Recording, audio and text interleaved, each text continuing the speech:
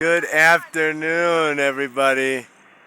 It's been a while since I said hi, but we've been here with a group of students from the Middlebury Institute of International Studies, and we got them up here on this mountain, suffered from some erosion, and we're doing implementation. We are planting some trees, and also we did these trinchos, these control structures here to retain future landslide erosion. And so we are planting these, one of our favorite species, Nazarena, we call it locally, Tibuchia ubigiana, I think it's a Tibuchia genus.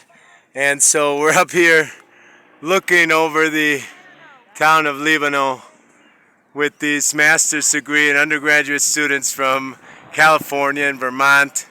And they are just loving it. They're having a blast. And I'd invite any one of you that might want to come down and visit us, reach out. We don't necessarily have to climb a mountain and hang off the side of it, but we're working hard, doing what we enjoy, what we love, sharing what we know, and that's the best part. We're having a good time at doing it. So we'll have some content, more content coming out soon.